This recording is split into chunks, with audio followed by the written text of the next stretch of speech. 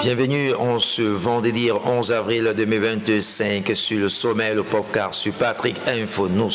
Alors, vous êtes bel et bien sur Patrick Info News, le sommaire de ce début de week-end. Alors, on dit souvent, il n'est jamais trop tard, mais parfois il est tard. Ne laissez jamais votre chance. Alors, saisissez toujours votre chance et ne lâchez aucune occasion.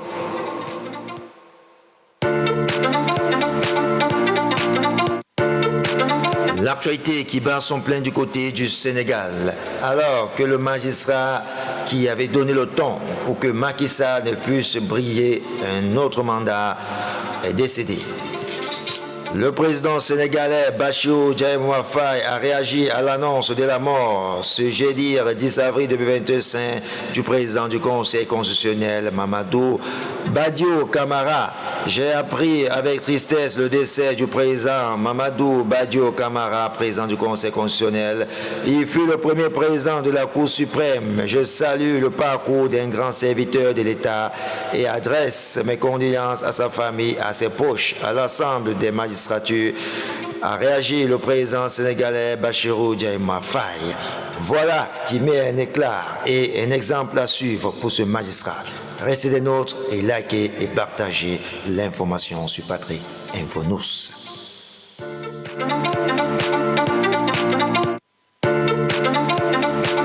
L'actualité qui bat son plein du côté de la France. Alors que la France tend vers la reconnaissance de l'État de la Palestine, a annoncé mercredi Emmanuel Macron lors de son retour d'Égypte où il a plaidé pour le retour à l'aide humanitaire dans la bande de Gaza. Dans une interview sur France 5, Emmanuel Macron a annoncé que la France pourrait reconnaître officiellement l'État palestinien en juin prochain. Cette décision s'inscrira dans le cadre d'une conférence internationale présidée avec l'Arabie Saoudite et qui vise à relancer la solution à deux États et à encourager la reconnaissance mutuelle entre Israël et plusieurs pays arabes. Voilà qui est fait. Plusieurs questionnements et plusieurs discussions. Allez lire dans mes détails de fond en comble sur notre page Facebook et likez, partagez et restez des nôtres. L'actualité qui bat son plein du côté du continent 237, c'est au Cameroun. Le jeune compatriote sous anonymat relate que son conteneur a été mis aux enchères le 9 octobre 2024 sans son consentement, ni celui de son représentant local, ni celui du transitaire. La question est sous toutes les lèvres depuis quelques mois maintenant au 237 au Cameroun, où est passé le conteneur rempli de marchandises évaluées à 70 millions de francs CFA au port autonome de Douala. En effet, un jeune Camerounais de la diaspora qui souhaite garder son identité a fait charger sa marchandise dans un conteneur de 40 pieds à Istanbul, c'est en Turquie. Allez lire dans mes détails les raisons pour lesquelles la mafia poursuit son plein du côté du Cameroun, dans la capitale économique, Douala.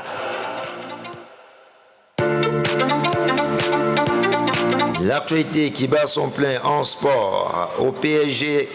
10 mois après son départ au Paris Saint-Germain, Kylian Mbappé relance la bataille juridique contre son ancien club. L'attaquant du Real de Madrid a fait saisir 55 millions d'euros sur le compte du PSG, estimant que salaires et primes dues n'ont jamais été versés. Le feuilleton Mbappé PSG prend une tournure judiciaire spectaculaire.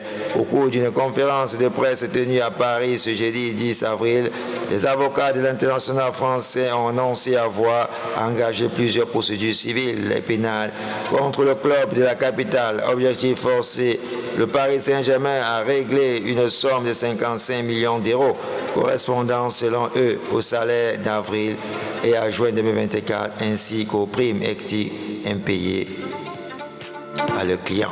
Allez lire dans mes détails sur notre page Facebook. Cliquez Patrick Info News et allez lire dans mes détails sur notre page. L'actualité qui bat son plein du côté de la RDC. Tentative de coup d'État en RDC. condamnés à la prison à vie en République démocratique du Congo pour leurs implications dans le coup d'État avorté du 19 mai 2024.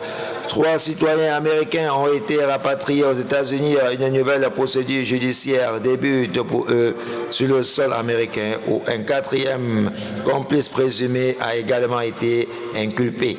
Marcel Malanga, Tyler Thompson et Benjamin Zalman, 3 ressortissants américains initialement condamnés à mort en RDC pour leur rôle dans la tentative de coup d'État contre le président Félix Tshisekedi, ont été extradés vers les États-Unis après la commutation de leur peine en prison à perpétuité.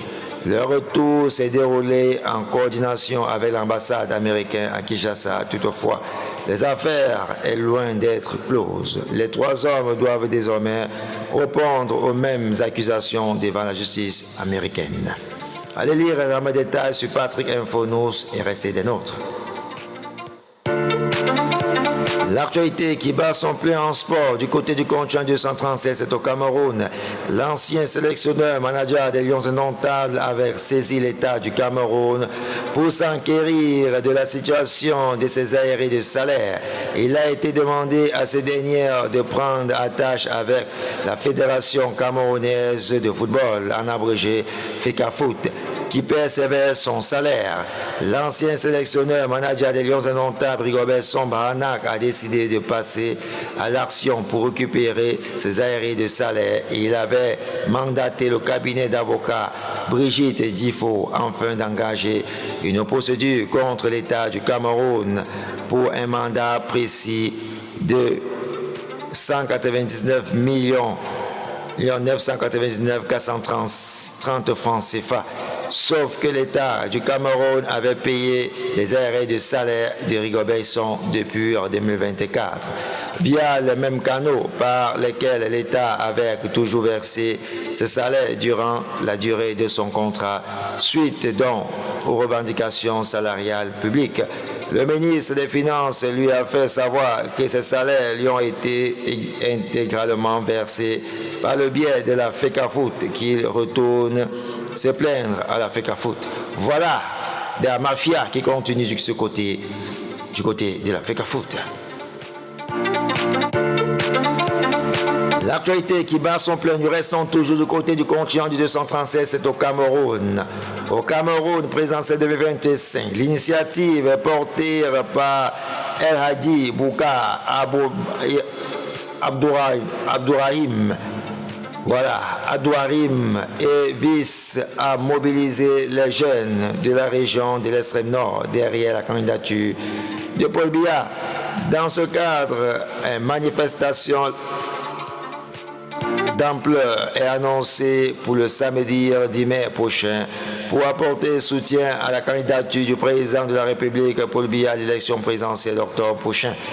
Sous le haut patronage du très honorable Kabayege Diboué, le président de l'Assemblée nationale, chef de la délégation permanente et régionale du comité central du RDPC pour la région de l'extrême nord, le coordonnateur général de l'opération extrême nord, 100 000 jeunes unis derrière le président Paul Biya en 2025. Allez lire dans le détail sur Patrick Info News, sur notre page Facebook, et dans le détail sur la campagne électorale et la campagne présidentielle du président de la République pour opération Saint-Michel à l'extrême nord. Voilà que nous mettons un thème sur le paillasson de ce jour. Restez des nôtres et likez, partagez.